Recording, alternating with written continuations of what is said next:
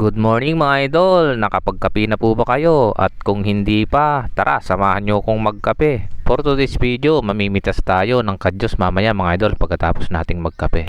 Nung nakaraan pa ako sinabihan ng mahal kong ina na marami na daw bunga yung tanim niyang kadyos. Kaya naman sulitin natin ang araw na to for today's video mga idol.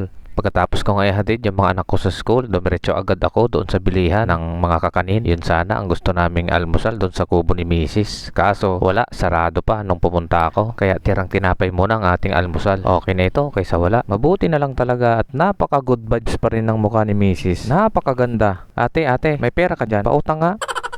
Hindi na namin napuntahan yung bahay namin sa kalsada. Diretso na kami agad dito sa kubo. Heto na po yung view na daan papunta doon sa kubo namin mga lodi. Maganda na sana tumira dito, kaso nga lang hindi pa pwede kasi may maliit tayong binabantayang negosyo. Kaya pauwi-uwi lang muna kami ni Mrs. kapag may oras. O diba, nagpa-flex pa tong baka. Shoutout sa'yo, Birch 3. Sa wakas at nakarating na rin kami sa kubo mga lodi. Hayan po pala yung view ng kubo namin. Nagmamadali na nga akong pumasok sa kubo mga idol dahil kaping-kapi na. Pero hindi yan totoo dahil inayos ko pa yung tripod at saka yung camera ko. Kaya shout out sa lahat ng content creator na self-service katulad ko. Kaya't laban lang. Yung kakaplis natin, mapapalitan yan ng thank you Lord balang araw. Pagpasok ko nga po pala sa kubo mga idol, wala yung super kala na ini-expect ko. Yun pala naiwan namin doon sa bahay namin sa kalsada. Kaya kayolin muna ang ating gagamitin. At habang ako'y nagpapainit ng takore, abalang-abala rin itong misis ko. Sabi ko nga sa kanya, magpahinga muna. Sabi naman niya, pwede naman daw siyang magpahinga habang nagwawalis. Kung sa bagay, gawain ko rin yan. Naglalaba habang nagluluto.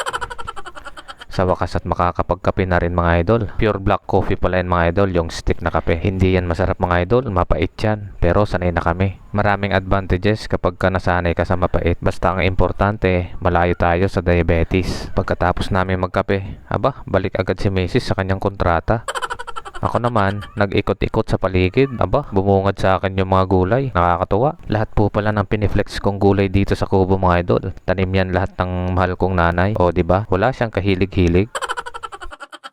Kita nyo po yan? Yan yung mahal kong nanay. Nanonongkit ng kadyos. Sabi nga niya sa akin, may nag-order sa kanya. Kaya tinulungan ko na rin siyang mag-harvest para mapabilis. Dati-rati mga idol, naiinis ako sa nanay ko. Dahil ako yung lagi niyang inuutusan na magdilig ng kanyang mga gulay na pananim. Pero ngayon, alam ko na ang dahilan. Kaya pala siya mahilig magtanim ng gulay ay para meron kaming magulay balang araw. At hindi lang yan mga idol, gusto niya yung nakakatipid kami. Tapos very healthy pa yung kinakain namin. Thank you Lord sa binigay mong ilaw ng tahanan katulad niya. Naway bigyan mo pa siya ng mahabang buhay para makasama pa namin ng matagal. Napapaisip nga ako habang nag-harvest mga idol kung ano naman ba ang luto ang gagawin ko sa kadyos. Mostly kasi kapag nagpinakbet o inabraw may halong kadyos. Kaya parang gusto ko yung maiba naman. Pumasok nga sa isipan ko yung KBL na panood ko nung nakaraan. Yung kadyos, baboy, tapos langka. Parang nai-imagine ko na mga lodi. Malambot na paa ng baboy, may langka, tapos kadyos. Wow! Hanggang dito na lang muna mga idol. God bless you all.